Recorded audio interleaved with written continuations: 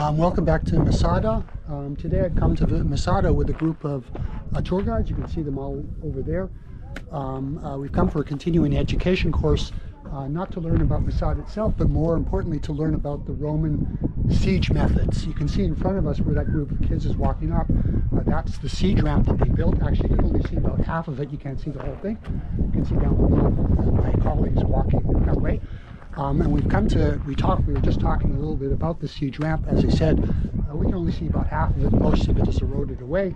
And now we're going to see the main army camp, which is over there, just to the north of here, where Flavius Silva, the general of the 10th Legion, where his offices were. Point of fact, he had two offices, one here on top of the cliff, and another office way down at the bottom. We're going to finish up the day there, where the administrations were. So the administrations were down at the bottom of the cliff, and the main military fighting thing was over here. And we're going over there now quickly. I can see my colleagues are waiting for me to come on. Let's go.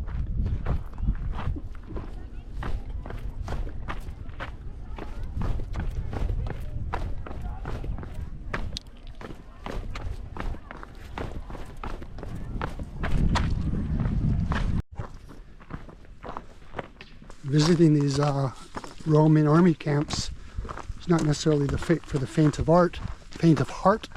A little bit of quite serious hiking up and down once you've left the actual site of Masada itself.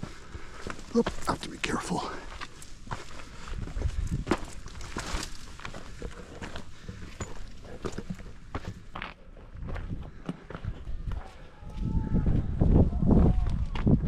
Herod's Palace.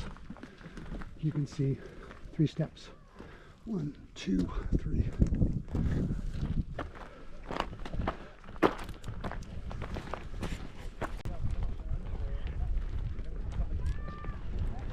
So this is the view that Silva Flavius would have probably seen 2,000 years ago when he put Masada under siege. Why here?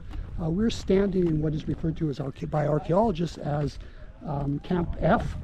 This is the main military camp where Flavius Silva set up his headquarters in order to watch over, make sure that the siege was being done properly. You can see at my feet a room, the remnants of a room, a little bit difficult to see. I'm standing on one wall.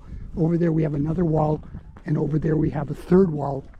The archaeologists believe that they found these walls represent a room of an officer's room, and we found several other officers' rooms over there, which indicates that this would have been the main headquarters. Anyways, I have to move quickly to catch back up with my colleagues, and we're going to make quite a serious climb down to our final stop.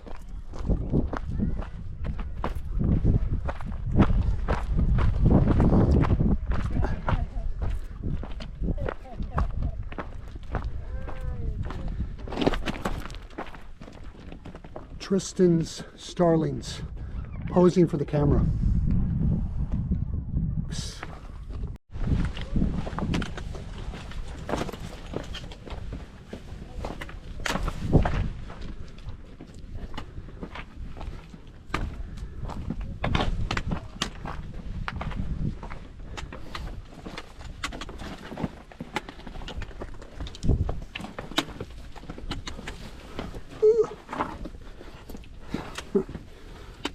Oh, shit. Okay, this is the start of the running path. Going down, we're heading all the way down there to, you can see down at the bottom, the square, which is the next to last Roman army camp, which we're going to be visiting. So this is actually quite a steep it's quite a steep path, as you can see from where we are now. I have no idea if I'm going to be able to photograph it. All 4 of my limbs to climb down it. I don't know if I'm going to be able to photograph it. I may have to put you away, and then we'll turn on the camera at the bottom, hopefully. Again, that's where we're headed, that Roman army camp. Okay, I'm going to put the camera away now. think we've come down the difficult part. So I fished my camera out in order to hopefully photograph the rest of the way down. We're about, I don't know, I suppose a third of the way down. So let's go on and hope for the best.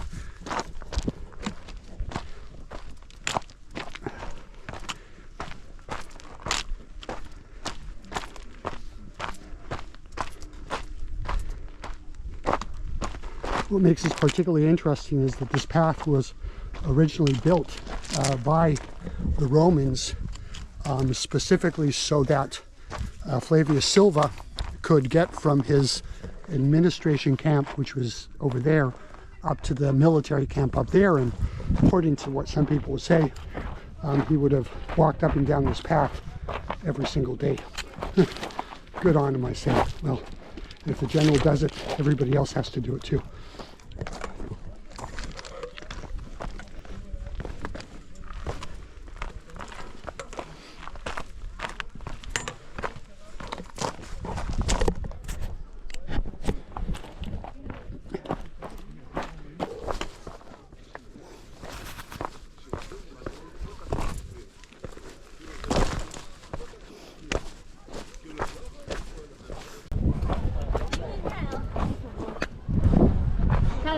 Shalom.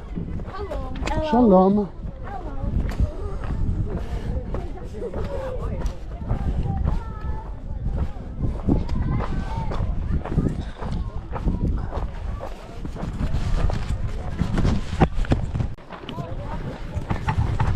That's something very interesting. I haven't seen this in a long time. We've just climbed down again the running path all the way from up there, and we're almost down at the bottom over here. I can see the rest of the group at the bottom, and passing us on the way up is a school trip, most of them dressed in pink. Apparently it's the school colors. Climbing up to the top, it is quite a difficult climb, either whether you're going up or down, and it is quite interesting to see that school has decided to take their kids on this difficult hike at the end of the day also, and quite amazingly, none of them were complaining. I'm actually very pleased to see that hopefully Israeli schools are taking their kids back to do some serious hiking to see Israel and learn about it. Anyway, we're almost at the bottom. You can just see the group down there at the bottom.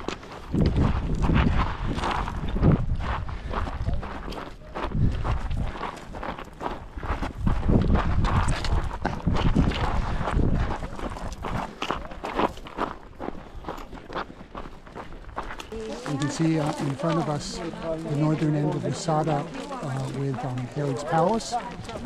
Over here to the west, we can see the running path, which we just climbed down with that group of school kids climbing up. Looks like some of them have gotten very close to the top. And the sign indicating where we came from and where we're going. We're heading back to the main entrance to Masada. The path that we're walking on right now was originally built by the Romans 2,000 years ago in order to protect and connect the 8 different camps that they built all the way around Masada. The running path that we walked down a moment ago is part of that path, and they built, running parallel to it, they built a siege wall. And this siege wall goes all the way around Masada, a distance of around 4.5 kilometers, very impressive, according to the expert that guided us today. The height of it was about 3 meters, and it wouldn't have taken the Roman army, about 6,000 men, it wouldn't have taken them more than a week to build this. Very, very impressive. And so the remnants of the wall you can see running parallel to the path. Anyway, if you enjoyed this short trip to Masada, the Roman army camps around Masada, please like and subscribe.